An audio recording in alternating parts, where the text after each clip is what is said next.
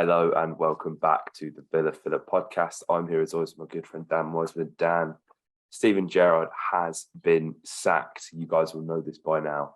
It's absolutely typical that by the time we had sorted the edit, we'd sorted the short out, and we'd spent the sort of 15 minutes on the last podcast saying, we don't know, he hasn't gone yet. It's very typical that we found out that he'd gone, mate, and was told so on the team bus. You can just imagine, if the media team had their cameras out, you could have just imagined the content from that. It'd have been like an episode of The Office, mate. I'd have absolutely loved to have seen how that went down.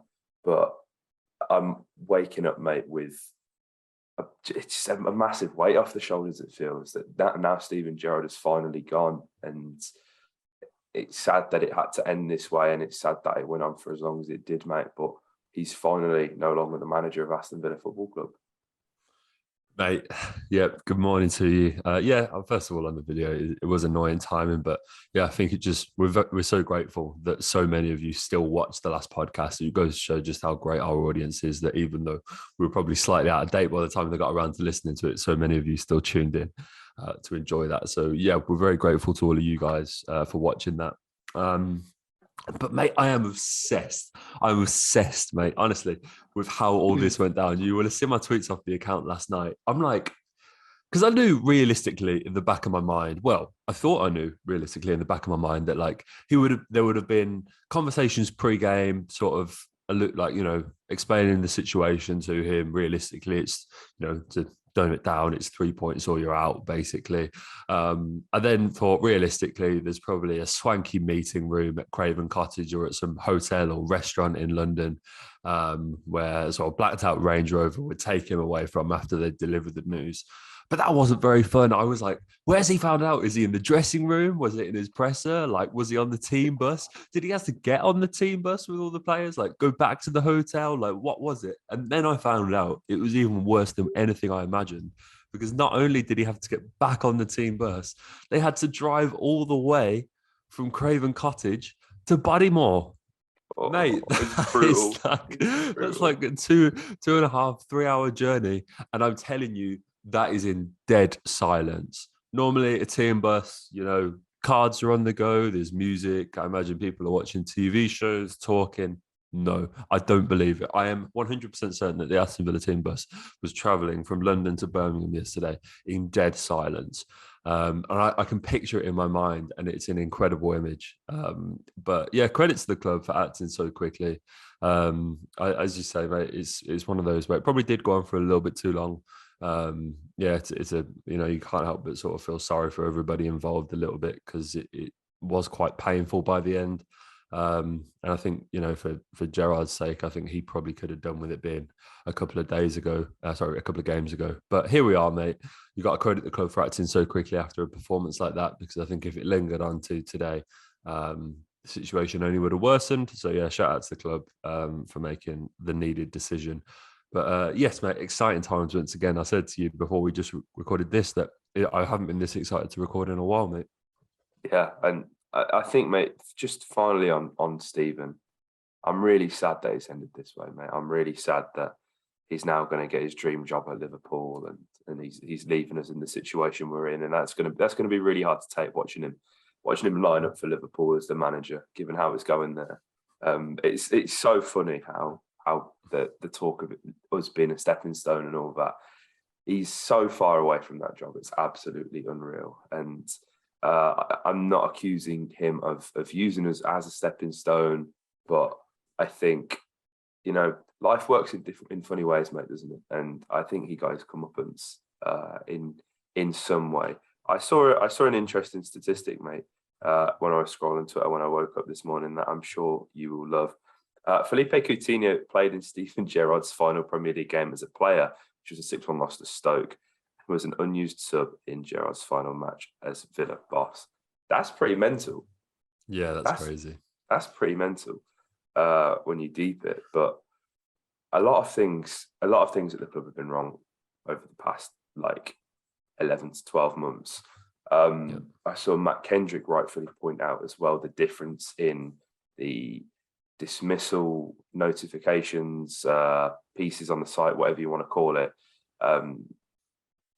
When we dismissed Dean Smith, Christian Purslow's name was attached to that blog post or whatever it was on the website. And last night it was a club spokesperson. I want to know who club spokesperson is and how much does club spokesperson get paid? And a club spokesperson on LinkedIn, can we connect with them? Can we find out who they are? Like, is club spokesperson the Stig from Top Gear? I think he may be. Or she, we don't know the gender. I found that very funny, and I think it's quite telling of the sort of the house of cards that is tumbling right now. And those reports, as soon as Dougie got sent off, Nassef Sawiris stormed out of the box, absolutely furious. And Christian Purslow followed shortly after Mitrovic took the penalty away. And again, I think that is quite telling of his situation and what the future holds for him at Aston Villa. And if he does go, and at the moment of time at recording at like 3 minutes to 9 in the morning, he's, as far as we know, still at the club. I've seen a few people. I've seen a few people saying, I think it was maybe Stan Collymore, so maybe not like the guy you want to go and trust and listen to, but he does have some experience in sort of working at a football club. I think is it Southend? Maybe he's working out on a board level. He said he'd give Purslow one more hire to get it right, and I think there is a lot of good that Christian Purslow has done off the field in non-footballing related business activations that I think have proved to be and will prove to be valuable to the club when it comes to stadium regeneration, Villa Live, commercially, just the understanding of financial fair play alone. It was important that we brought him in at the time that we did. And maybe I'm feeling like I want to cut him a bit of slack today, because if you guys will know, I'm not the biggest fan of Christian Purslow as a bloke. If you've listened to any of our podcasts, there's just something that it doesn't sit right with me, mate, about him. But you know, I think my view on it is, you live by the sword, you die by the sword. He moved mountains to bring Steven Gerrard in. He should ultimately pay the price for that. But one thing I will say is, it does sound like Christian Purslow was maybe biting off more than he can chew, or if not can, more than he should chew in his role of CEO. And I think he probably played too much of a part in transfers. And this is all speculation. We don't know this for sure, but I think it's fair to say we know he had his hand in the Danny Ings transfers, the Felipe Coutinho transfers, deals like that, that realistically haven't worked out. A CEO's job is to oversee, the operations of the football club. But I think all good bosses and CEOs have the correct people above them and the correct people below them. And I do think, to maybe cut him a little bit of slack, the structure isn't right at Aston. But I would say Christian Purslow is doing too much, and he shouldn't be focusing on anything to do with transfers or signing players, scouting players, or anything like that. Yeah, I think that's a very good point, mate. I'm happy. I've got to be honest with you. I'm quite happy for Christian to stay on. I think the difference is that most successful clubs nowadays, you'll have a chief executive, and then you'll have a director of football who deals with those footballers. Christian Purslow is a brilliant business mind. Financially, as you say, mate, all of those different deals and sponsorships, and the way that we've seen the club come on, honestly, in leaps and bounds, I think it's fair to say, from a commercial perspective, during the time that he's been involved, the way that we're looking to develop the club, both physically in terms of the badge and the stadium regenerations, where he's really kicked that into a gear. It's been a problem that has been spoken about for so long and nobody's actioned it. And I think he does deserve his flowers for that. Look, we know that he's not the most amazing human being, but find me a top business person that is it's a cutthroat business, and it's about how good you are at that job. And he's been very good at it. If we could get someone to come in on a director of football basis that would take those responsibilities away from him, then I think that's fair. I think, Steven Gerrard Christian Purslow hasn't made too many mistakes since he's come in at Villa, from a straight up business decision point of view. Steven Gerrard is the crowning one. I can't give him too much stick for it because I liked it as a decision at the time. You know, this wasn't you got this one right, mate. It's 1-0 to you on the managerial appointments because you had more reservations than me from day one about Steven Gerrard, and I liked it. I'd seen closely what he'd done at Rangers, and I'd watched a lot of that, and I thought that with Beale as his sidekick, it was an exciting project. I'd still stand by that. I still think at the time I was rightly excited by it, but you know, it hasn't worked out. Purslow has got that wrong. I think it's harsh to say that we have to, you know, cut him off and like sack him from the club and for his role in this decision, because, as you say, he has got his amount of stuff right, and maybe it's the structure of the club, as you said, that has put him in a position whereby he's felt that he has to own up to this decision and make it his own, and make it almost feel like he's been bargaining for this on his own. If we could put this correct structure in place so that someone could be appointed in that sort of director of football role, someone that actually knows what they're doing from this point of view and could lead the footballing operations, I think that would work really well. But yeah, I think on that sort of club spokesperson matter and everything like that, I'm quite indifferent to that, really. I think that's the way that football works. And I think whilst Matt Kendrick has certainly raised an interesting point, I think we have to take our wins where we've got them at the moment, and just, you know, these are matters that I don't think we should spend too much time looking into, because the positive thing is that Steven Gerrard has gone and the club acted well, and, like, you know, the more we burrow down into that and try and find the negatives from it, I think is detrimental to our mental well-being, to be honest with you. So yeah, let's take the positives from the situation, I think. I think it's funny as well. I know I mentioned it off air, mate, before we came on about Gabby's tweet. For those of you who haven't seen, because you're most likely blocked. Gary McAllister, by the way, this guy done nothing when he was at Villa under Holte. The cheek to come back. He just done kick-ups and wanted to join in games. Don't bring him back ever again. When you've got someone like Gabby criticising like managers and coaches' conduct, I think the writing's on the wall, isn't it? You know, well, I was all for bringing Gary Mack back, but I don't know. Well, one thing I'll say on this is that whilst Gabby always seems to have these opinions about managers, he always digs out the guys like Gard and Eric Black on Twitter, and now he's going for Gary McAllister. Gabby Ogbonlahor is never the consummate professional, and I think there's a common denominator, is there not, in him not liking all these managers. This is like the third, fourth coast that we've seen him dig out at Aston Villa, and I sort of look at it and think, well, whilst they weren't all great coaches, as I said, Gabby did let himself go physically in the last years of his career. So how much, you know, if this was Gareth Barry, do you know what I mean? Or Mark Brighton that was saying these things, I'd probably heed his words a little more than I would Gabby Ogbonlahor. Yeah, I think that's fair. Mate. Just on replacements, mate. Now's the time for us to get excited. Now's the time for us to get giddy and get carried away at all of the possibilities. I've got a little update if you'd like, live on the scene. Let's go. Matt Law has just tweeted that any attempts by Aston Villa to speak with Thomas Tuchel will be met with a polite no. He's not interested, even if big wages and money are on offer. That's quite upsetting. That's quite disappointing. I warmed to that more. I think there was a lot of... I saw a lot of shouts on Villa Facebook groups for Tuchel.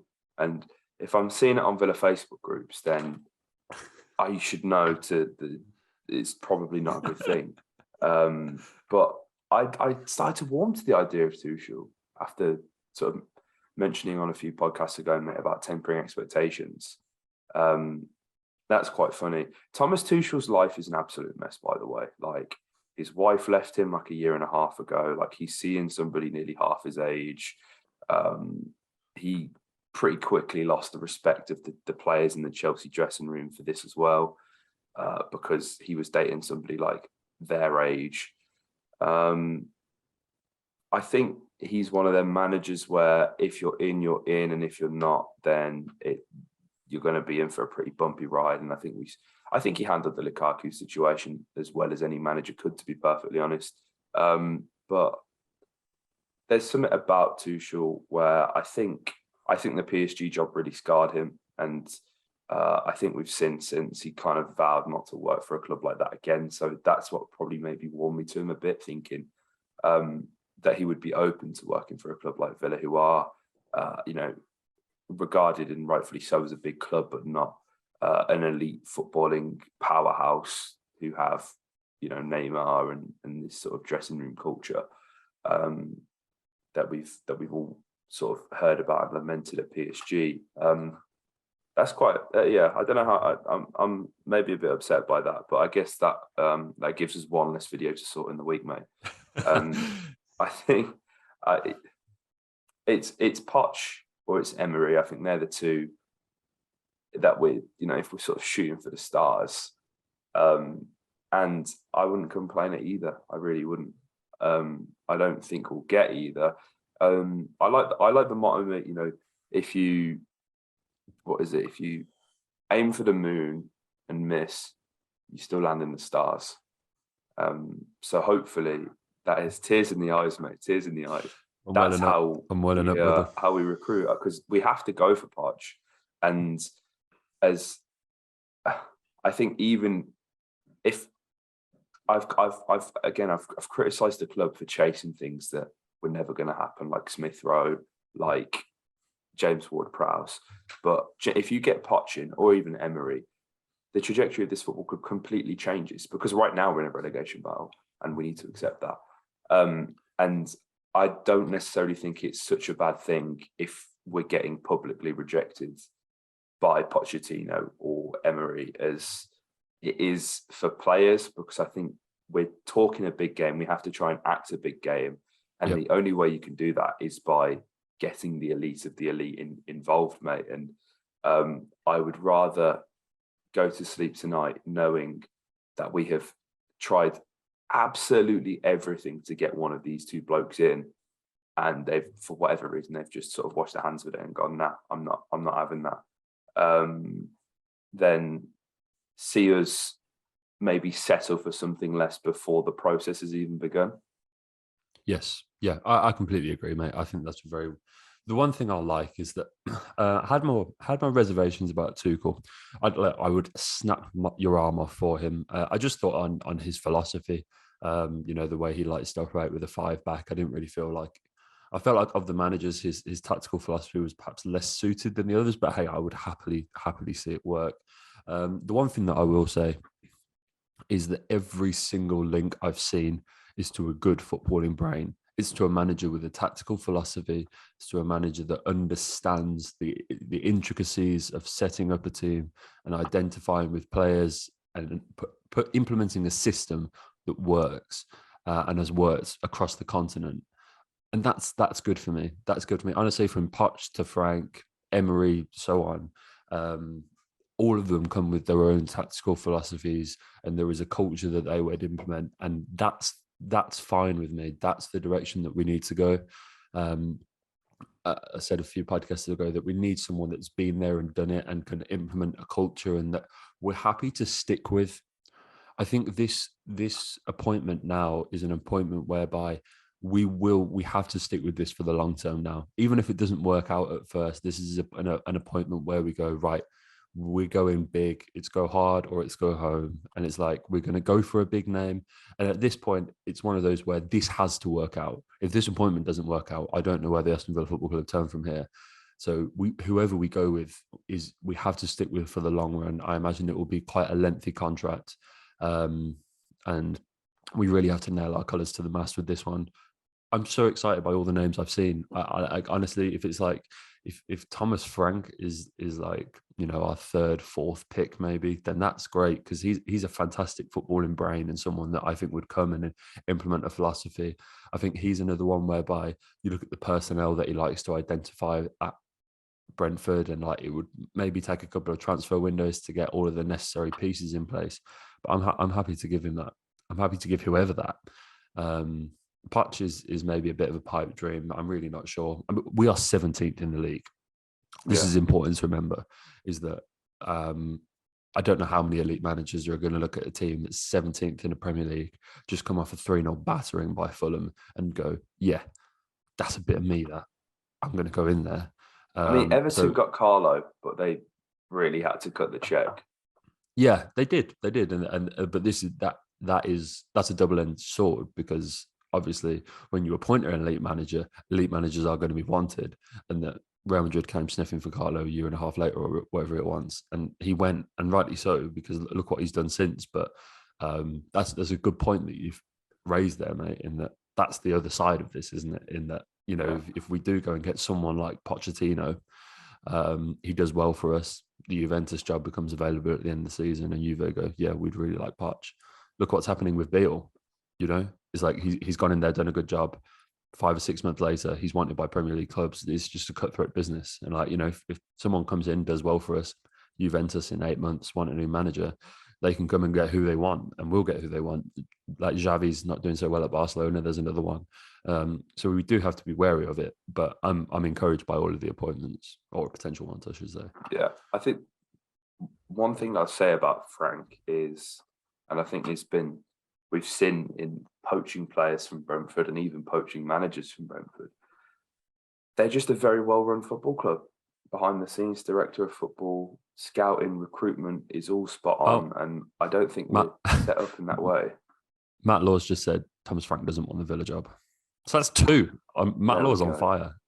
Wow! So if only this was live. If only this was live, that would be brilliant to have the chat's reaction. That's a bit upsetting as well, mate. When we was at uni, mate, what game was it? I went to Sheffield Wednesday, Brentford, and I spoke to Frank afterwards, and I was just fascinated by him. He is a very knowledgeable and interesting guy, and I had to sit and listen to, what was his name? Gary Monk before, who is a nice guy, who is probably wrongfully stereotyped as a bit of a bad bloke. But he didn't have a fucking clue what he was talking about, mate, Gary Monk. Whereas like Thomas Frank walks in and it kind of a breath of fresh air, completely commanded the room, and I think everyone kind of just stopped and listened with such genuine interest, because he's a student of the game. And as you said, mate, if he's 3rd or 4th choice, then I think he would be somebody that is very interesting. Sorry, obviously we know he's not interested. It'd be interesting to test their resolve. I think if Tuchel's saying no, then that's probably something to leave. But I think you really go after Emery, you really go after Poch. And I think if you cut Brentford a big enough check, I think they'd be more than happy to say goodbye. Because I think Brentford are going to find themselves in a situation, mate, where come January, Ivan Toney is potentially not going to be at the club. Are Brentford then going to spend? I think Manchester United are going to come in and get Ivan Toney, mate. I think they'd be stupid if they didn't, at least anyway. And then they'll be in a situation where, if we say he goes for like 50, 60 million pounds in typical Brentford fashion, I think that makes it very hard for Brentford to then recruit the next Ivan Toney. And their league position then may not become tenable. Does Frank fancy contesting without Toney? I don't know. Maybe if he jumps ship, that could be the start of a pretty bad sort of downturn in form of Brentford, if should all of these things coincide. So it's a situation I probably would keep an eye on, to be perfectly honest, mate. I don't think it's that one specifically is as close as Matt Law maybe says. But that's the thing, man. We're going to be here for the next few days. We're going to be talking about these managers. We're going to be delivering the news to you guys, letting you know. But we thought we'd touch base and give you our genuine reaction, knowing that Steven Gerrard is gone. And as you can probably tell, Dan and I are both significantly happier than we have been for the past couple of weeks. And do you know what would make us even happier? If you guys checked out our Instagram and TikTok. It's at VillaPod on Instagram and at Heart of the Holte on TikTok. Clips of these podcasts that go in there, and we're also doing YouTube shorts as well. The last one on Gerrard getting sacked is doing really well. So thank you very much, you guys who are checking the shorts out. If you aren't subscribed, make sure you do so. I think we gained 60 subs over the past 2 weeks, which is absolutely amazing. If you're watching this and you're not subscribed, make sure you do and hit the bell notification button so you never miss a podcast. You listen on Anchor, Apple, Spotify. Make sure you leave a 5-star review. That really helps as well. Yep. if you guys are walking the dog, if you're in the gym, if you're listening in the car, whatever you're doing, obviously do it when you're safe and you're parked up. Obviously don't use your phone and drive. But we would really appreciate all that support. So yeah, like, comment, subscribe, and up the villa.